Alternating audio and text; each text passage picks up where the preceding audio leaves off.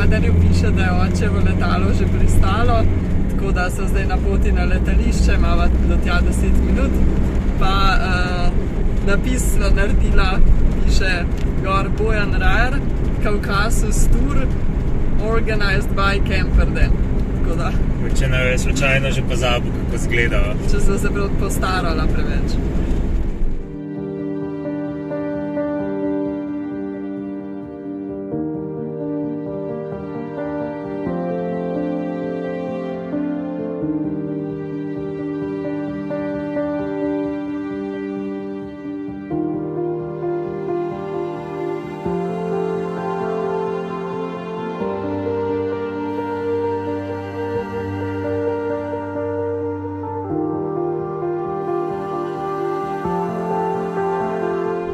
Dobro jutro, no evo danes je tretji potnik, moj oči, ki sva ga včeraj pobrala na letališču, pa smo šli še malo v mesto pogledati.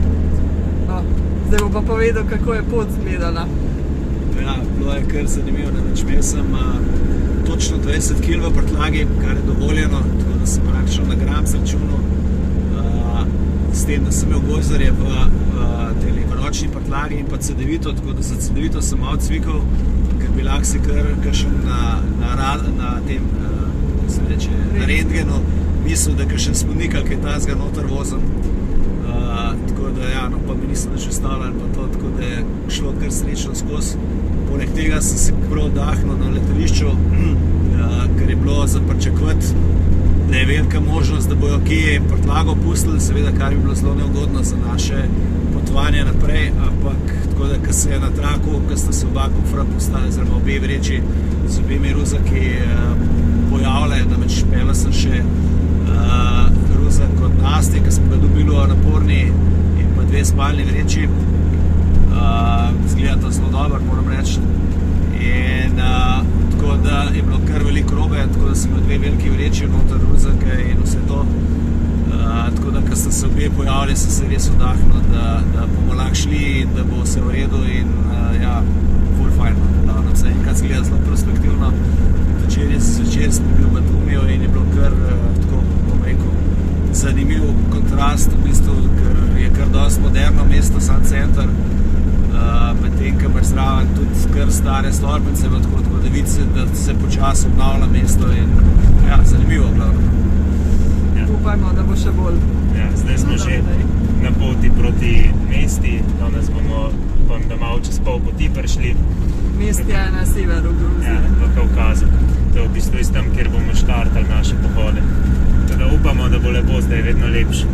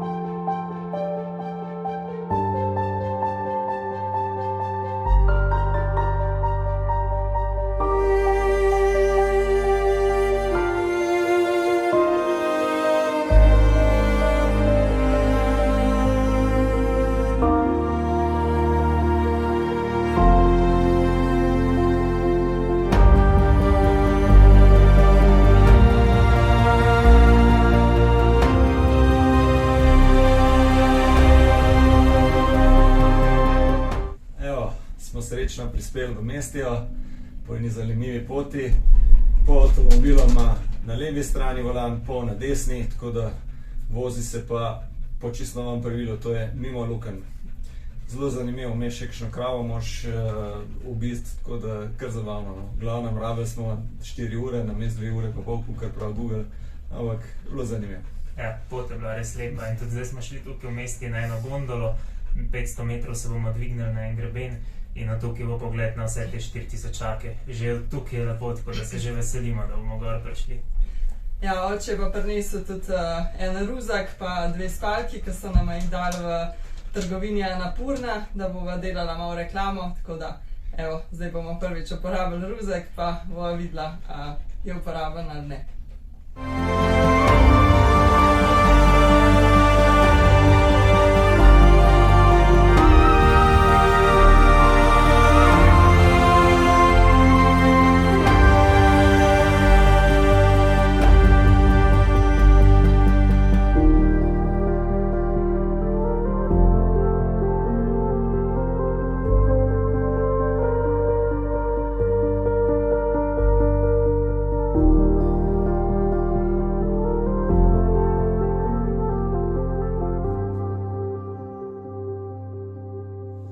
No, zdaj smo se parkirali tukaj blizu te gondole na enem travniku, je kar lepo.